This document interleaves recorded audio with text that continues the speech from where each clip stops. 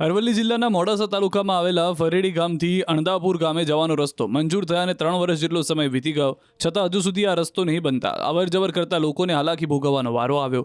આ રોડ પ્રધાનમંત્રી ગ્રામ સડક યોજના હેઠળ મંજૂર કરવામાં આવ્યો હતો, પરંતુ તંત્રના ભ્રષ્ટ બાબુ અને કોન્ટ્રાક્ટરની બેદરકારીના કારણે આ રોડ હજુ સુધી બન્યો નથી। સ્થાનિકોએ અનેકવાર માર્ગ અને મકાન વિભાગના કાર્યપાલક ઇજનેરને રજૂઆત કરી છે, છતાં તેમને ગેરમાર્ગે દોરવામાં આવતા હોવાના ગંભીર આક્ષેપો કરવામાં આવ્યા અને ગ્રામજનોને સંતોષકારક જવાબ આપવામાં આવતો નથી। તેમને લોલીપોપ આપી દેવાય છે અને મીટિંગના બહાનાઓ કાઢી વાત ટાળી દેવાય છે।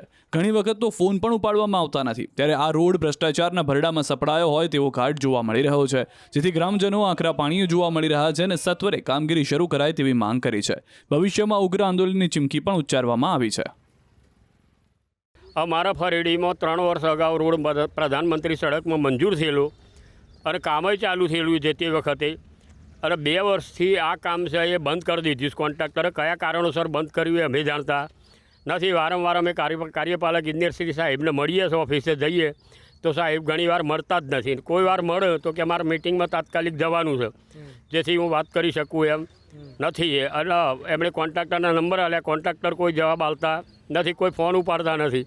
અને સાહેબશ્રી કહે કે 11 માર્ચે પૂરો થાય, 15 માર્ચે પૂરો થાય તમારો રોડ, આજ સુધી કોઈ રોડ પૂરો થતો નથી। હું સાહેબ 5-6 વખત મળવા ગયો, પણ સાહેબ ઓનલી એક વાર મળ્યા અને એ પછી 1-2 વાર ફોન ઉપાડ્યો કાર્યપાલક ઇજનેર સાહેબશ્રીએ, તો ફોન પર એવું કે મારી મિટિંગો છે, આમ છે તેમ છે, કોઈ વાર પછી ઉપાડતાય નથી ઘણીવાર।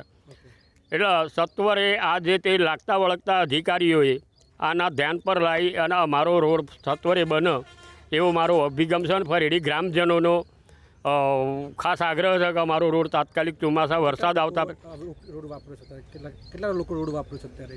હા, કેટલા વર્ષથી એમ વર્ષોથી પેલો કાચો રોડ હતો સાહેબ, અને કાચા રોડ પછી આ મંજૂરી આપણને 2 વર્ષ પહેલાં મળી, 3 વર્ષ પહેલાં, અને એ પછી કોઈ આની કાર્યવાહી જ થતી નથી। જો હું છે એને ખબર પડતી નથી। અમને એમ કીધું કે આટલો જ મંજૂર કરેલો છે તો અમે મનવાળી દઈએ।